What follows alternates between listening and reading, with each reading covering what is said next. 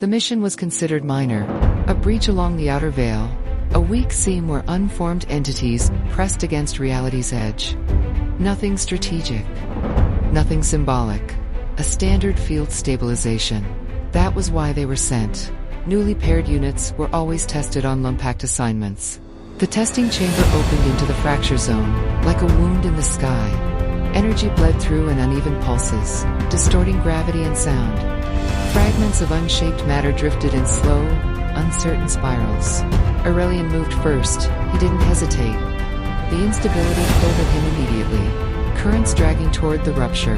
He adjusted without instruction, shifting his stance, wings, raw strength, fast adaptation. Direct engagement.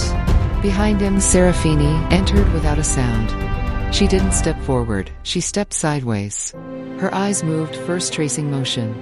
Patterns in the drifting fragments. You're leaning into the pull.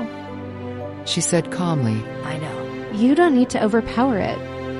Aurelian glanced back, just briefly. Then what? She pointed not at the breach, but at a narrow, pulsing seam off to the side. There, that's the anchor. The rest is noise. He moved where she indicated. That was the first anomaly. New pairs usually took several missions to synchronize. One lead, one followed. Hierarchy established by trial. They moved as if they'd done this before. A shadow form surged from the rupture, a half-shaped entity. Instinctive, lashing at the nearest source of structure. The impact forced him back 3 steps. Seraphine was already there, not beside him. But behind the entity's blind angle, a precise strike disrupted its cohesion before it could reform. They didn't speak. They didn't need to. Aurelian drove the fragment toward the seam Seraphine had identified. She redirected its escape vectors with controlled bursts of force. Containment formed. Aurelian turned. Breathing steady, but charged. You saw that before I did. Seraphine tilted her head slightly. You moved before I calculated. A pause. That works, He said. It does. She agreed. Above them, observation lenses adjusted. Efficiency spike. An Archon noted. Synchronization rate exceeds curve. They compensate without instruction. Continue monitoring. Below, Aurelian extended a hand, not to help her. Not formally, just instinctively. As the last distortion wave faded, Seraphine looked at it. That was not protocol.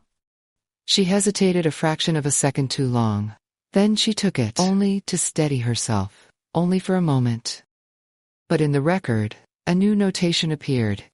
Physical contact, outside directive parameters. Duration, negligible impact, unknown.